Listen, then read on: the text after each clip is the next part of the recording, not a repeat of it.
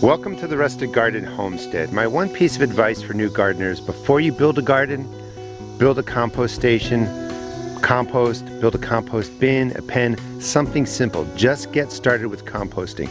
It's going to save you a ton of money, and it's going to give you what you need to have healthy, thriving soil, which means you're going to have a healthy, thriving garden.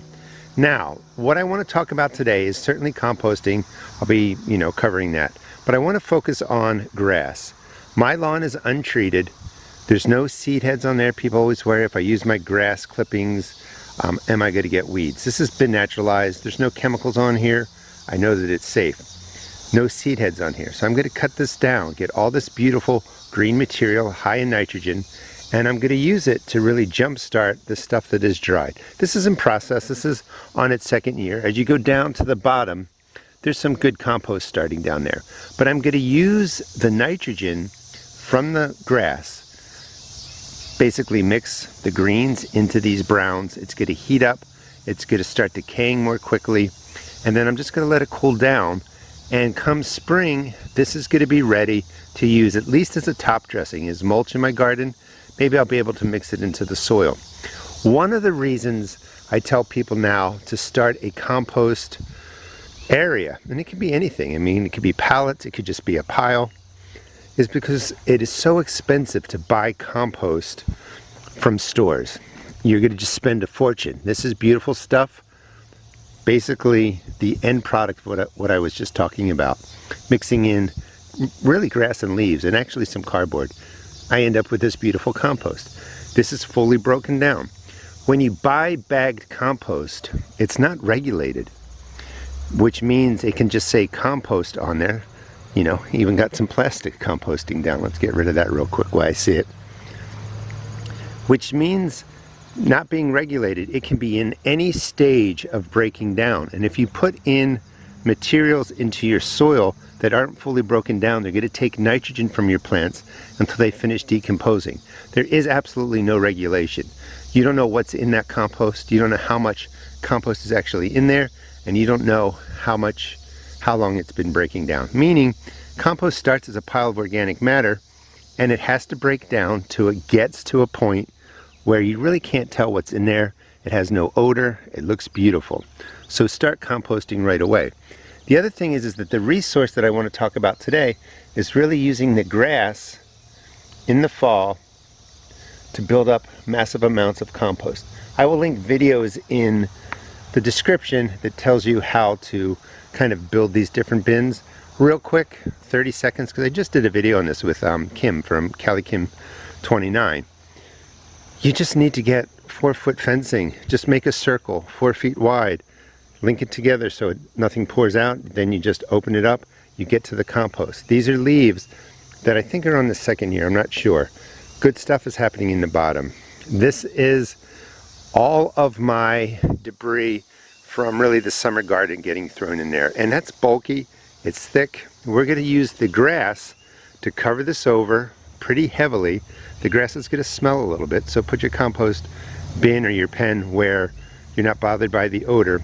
This will heat up from the grass, and it's going to quickly help break all this down. This is called cold composting, and over the years this will continue to break down, and when I need it, I just open the front up, dig out what I need from the bottom. And I have a couple of pens just for this cold composting. All the debris gets thrown in there.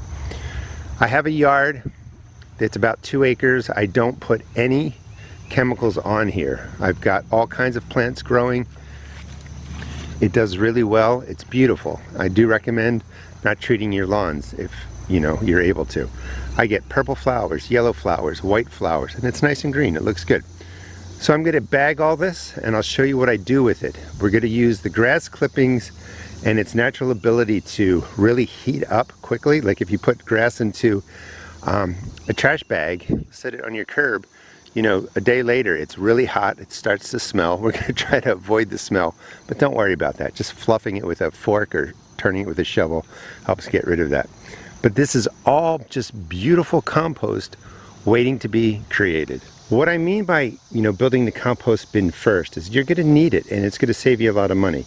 And if you have grass, if you have leaves, you're always going to have materials that will break down and create beautiful compost. The problem is we build the garden, we get started, and a lot of us never get around to the compost bin. So when you're using grass in the style that I'm going to show you, you really do want a 4 foot by 4 foot, 5 foot by 5 foot space. You don't want to like put it into trash cans. I have videos on how to use that for composting for leaves.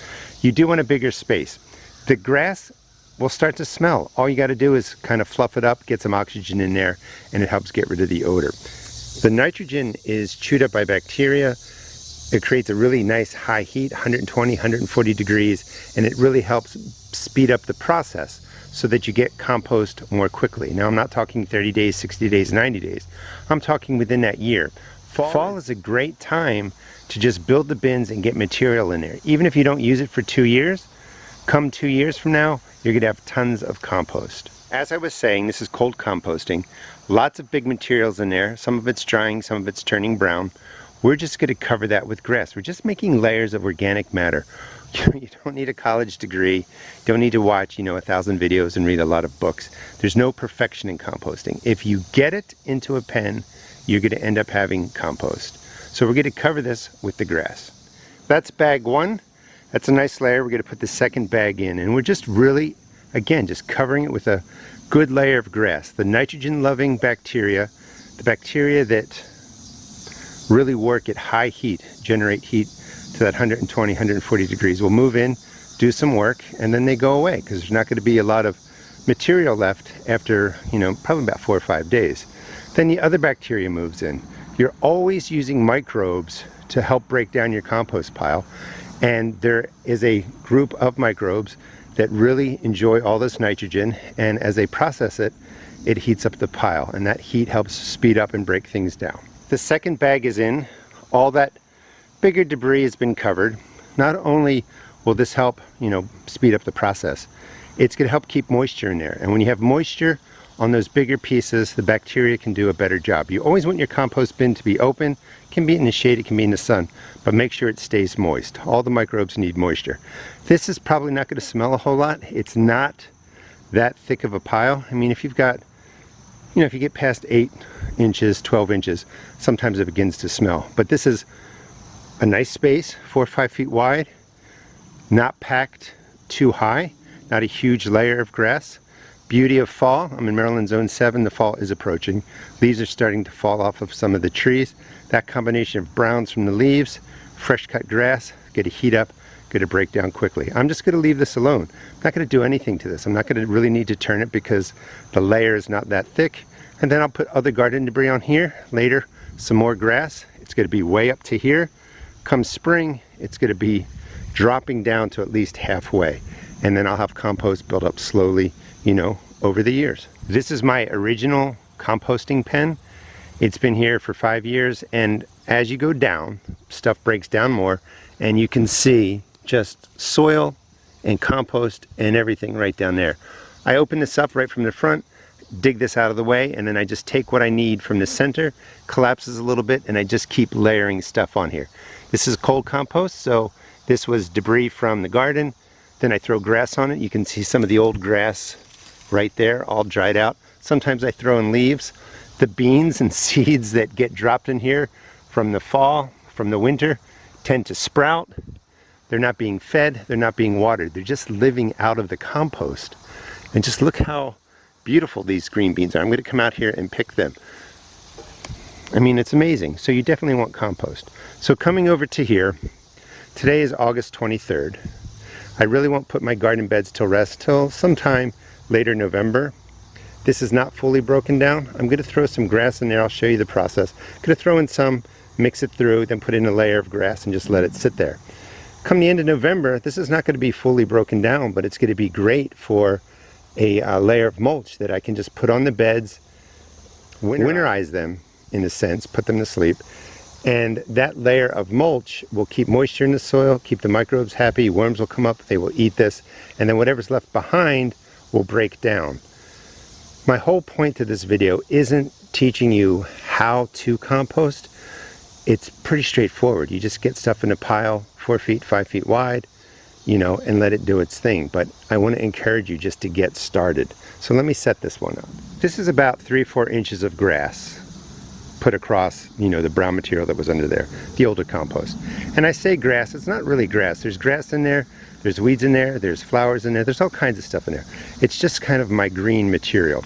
So I'm gonna put down 3-4 inches, it was really about half of that bag, and then I just go in, I'm doing this one-handed, and I'm just gonna turn it over. I wanna get a lot of that grass mixed through there. That will help jumpstart the pile, and then I'll put on the next layer. I mixed the grass through, and the pile's a little bit bigger than it was because this was all matted down. When your compost gets matted down, less oxygen is throwing through there. The water doesn't seep in as well. Remember, you got to keep this moist. And when you're done, if you're not getting a lot of rain in your area, soak everything down. You know, whatever I show you at the end of the video, you'd come and just soak this down, get the moisture in there. So now it's fluffier, air's flowing in there. We got the greens, we got the nitrogen. This is going to warm up, may not get, you know, to 100 degrees. It's going to speed up the process of composting. I don't know if you can see it. It's hard to tell, but there's lots of ants in here. So there was an ant colony in here. The other thing about coming and turning your pile, not even once a week, you know, every 2 weeks, you know, just put in a fork, shovel, whatever you have to do, fluff it up. It'll disturb any insects that might be nesting in there, and you're not going to end up, you know, really with an ant colony like this. But this has been sitting here all summer, but now it's recharged, it's jump started. Now I could do the same thing over in that pile. What I'm going to do is bring that material over to here, and I did it a little bit backwards. Usually I move everything from the left to the right and then into the final resting area over there, but that's fine. So I'm going to take those browns and bring them over to here. Before I do that, I'm going to put down the rest of the grass, 2 or 3 inch layer across this. That will help keep the moisture in, that will bring nitrogen in, that will bring in the heat loving or the nitrogen loving bacteria that heat up the pile, and then I'm going to put some more brown material on there. This is the compost pile 3 days later, and just by adding in the amount of grass that you're going to see in the video, the pile heats up. Now let me get a close look at that, make sure it comes in. That's at 120 degrees. That's going to warm up the pile, obviously, help it break down more quickly. Bacteria that like the nitrogen create that heat. When it cools off, other microbes move in, worms will move in, and it just really helps speed up the process. You don't have to be out here turning it, you know, every couple of days, unless you want to do that. I'll let this just cool down. Maybe in a month, I'll add in some more grass, and it really speeds up the process. I don't have to do a lot of work. This is why I just like adding grass in the method that I'm showing you. A couple inches of the green clippings right on top, nothing fancy. Now I'm going to bring the browns over. This space has been cleared out. Some good stuff down at the bottom. I could use that in the garden now. This will be a place where I put down grass, leaves, grass, leaves, grass, leaves. I'll just keep that going through the fall until the cold temperatures come. Leaves are gone, grass is gone. But that will be future compost. Moved everything over to here, and it's, you know, in these layers that if I would have just, you know, come out maybe in June, fluffed it up, thrown in some grass, come out in July, fluffed it up, thrown in some grass, this would be pretty much done, but I didn't get to it. I am not in a rush to have compost in 3 months.